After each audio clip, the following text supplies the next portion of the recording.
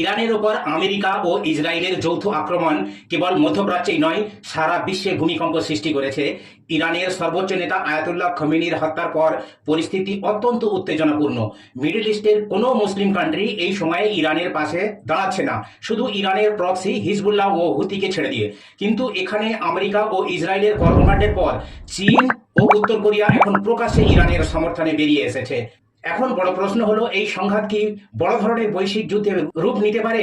Russia, চীন, উত্তর Korea কি যৌথভাবে আমেরিকাকে চ্যালেঞ্জ করার প্রস্তুতি নিচ্ছে? শনিবার বিকালে আমেরিকা ও ইসরায়েল ইরানের উপর বিশাল বিমান হামলা চালায়। ইরানের সর্বোচ্চ নেতা আয়াতুল্লাহ আলী খামেনির মৃত্যুর খবর প্রকাশিত হয়। ইরানি রেড ক্রিসেন্টের মতে 200 জনেরও বেশি মানুষ নিহত এবং শত শত আহত হয়েছে। এই আক্রমণকে কেবল আমেরিকার অভিযান নয়, বরং ইরানের সার্বভৌমত্বের উপর সরাসরি আক্রমণ হিসাবে বিবেচনা করা হচ্ছে। এই আক্রমণের সবচেয়ে কঠোর প্রতিক্রিয়া এসেছে চীন থেকে। চীনের রাষ্ট্রপতি শি জিনপিং ইরানের নেতৃত্বের সাথে আলোচনা করেছেন। চীনের পররাষ্ট্র মন্ত্রণালয় জানিয়েছে যে ইরানের সর্বোচ্চ নেতার হত্যা ইরানের সার্বভৌমত্ব ও নিরাপত্তার গুরুতর লঙ্ঘন। এটি জাতিসংঘের সনদ এবং আন্তর্জাতিক আইনের পরিপন্থী। চীন অবিলম্বে সামরিক পদক্ষেপ বন্ধ এবং শান্তি পুনরুদ্ধারের আহ্বান জানিয়েছে। এটি উল্লেখযোগ্য যে চীন কেবল বিবৃতি দিচ্ছে না, বরং কূটনৈতিক কৌশলগত পর্যায়েও সক্রিয় হয়ে উঠেছে। প্রতিবেদনে দাবি করা হয়েছে যে চীন ইরানকে উন্নত ক্ষেপণাস্ত্র, প্রযুক্তি এবং প্রতিরক্ষা সহায়তা প্রদান করতে পারে। একদিকে চীন ও উত্তর কোরিয়া প্রকাশ্যে ইরানের সমর্থনে বেরিয়ে এসেছে।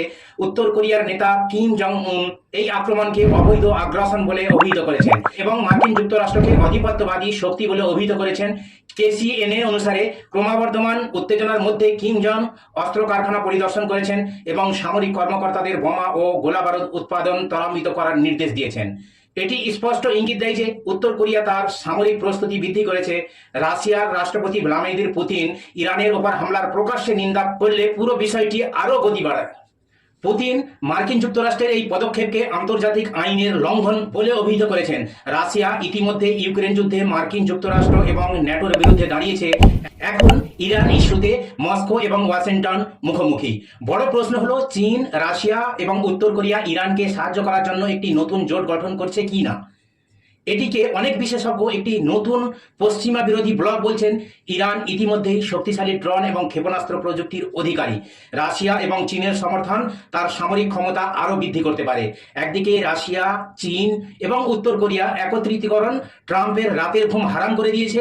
আমেরিকা বলে আসছে যে তার পদক্ষেপগুলো নিরাপত্তা এবং স্থিতিশীলতার লক্ষ্যে ছিল।